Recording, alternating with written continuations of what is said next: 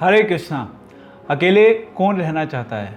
हर किसी को एक सच्चा दोस्त चाहिए, परंतु सच्चा दोस्त कौन होता है। तो दोस्तों, एक बार एक आदमी को जॉन्डिस हो गया।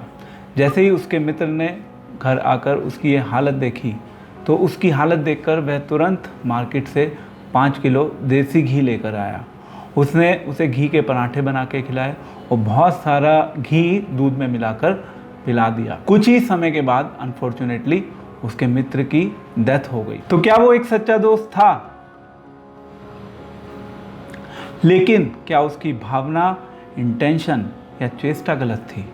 नहीं, परंतु अपने दोस्त का भला करने के चक्कर में अल्टीमेटली उसके दोस्त का बुरा हो गया। फॉर एग्जाम्पल, अगर आपके किसी मित्र को शुगर है और आप उसको रेगुलरली मिठाइयाँ खिलाएं, तो वो उसके लिए प्रॉब्लम्स ही क्रिएट करेगी। अगर हम किसी के अच्छे मित्र हैं तो हमें उसके अल्टीमेट वेलफेयर के बारे में पता होना चाहिए। केवल अच्छी भावना, इंटेंशन या चेष्टा से काम नहीं ही चलता।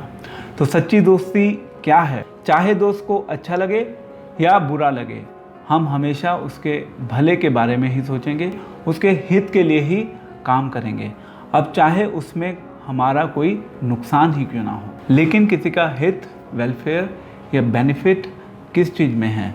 शास्त्रों के अनुसार वेलफेयर या बेनिफिट 2 प्रकार के हैं। टेम्परेरी मटेरियल बेनिफिट, या जिसको हम भौतिक लाभ भी बोलते हैं, एंड परमानेंट या स्पिरिचुअल बेनिफिट, जिसको हम आध्यात्मिक लाभ भी बोलते हैं। तो आइए अब हम टेम्परेरी बेनिफिट को एक सरल उदाहरण से समझते हैं। गॉड फॉरबिड, आपके किसी मित्र का या जानकार का एक्सीडेंट हो गया। आपने 2 बोतल खून देकर उसकी जान बचाई और वो ठीक ठाक वापस घर आ गया। तो ये है टेम्परेरी बेनिफिट, और ज़रूरत आने पर हमें इस प्रकार से हेल्प करनी भी चाहिए।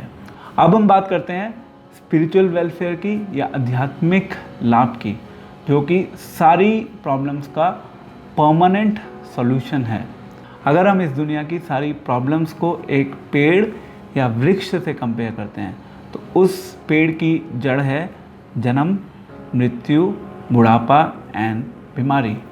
शास्त्रों के अनुसार मरने के बाद सब कुछ खत्म नहीं होता, और हम अपने कर्मों के अनुसार दोबारा से जन्म, मृत्यु एंड बुढ़ापा एंड बीमारी की साइकिल में घूमते रहते हैं।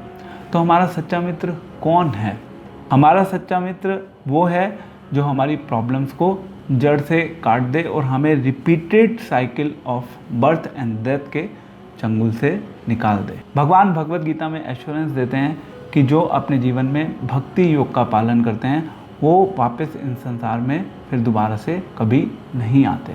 मन मना भव मद भक्तो मध्याजी माम नमस्कुरु, यानी कि भगवत गीता में भगवान कह रहे हैं कि मेरा भक्त बनो, मेरी पूजा करो एंड मुझे नमस्कार करो, अंत में तुम मुझे ही प्राप्त होगे। जब हम भगवान के पास पहुंच जाएंगे, यानी कि हमारी जीवन की सारी प्रॉब्लम्स खत्म हो जाएगी। तो हमारे सच्चे मित्र भगवान एवं भगवान के भक्त हैं, जो हमें इस संसार से निकलने में हमारी सहायता करते हैं। सुहृदम सर्वभूतानां ज्ञात्वा माम शांति मृच्छति, जिसका अर्थ है कि जो मुझे अपना परम हितैषी या मित्र मानता है, वो भौतिक प्रॉब्लम से शांति लाभ प्राप्त करता है।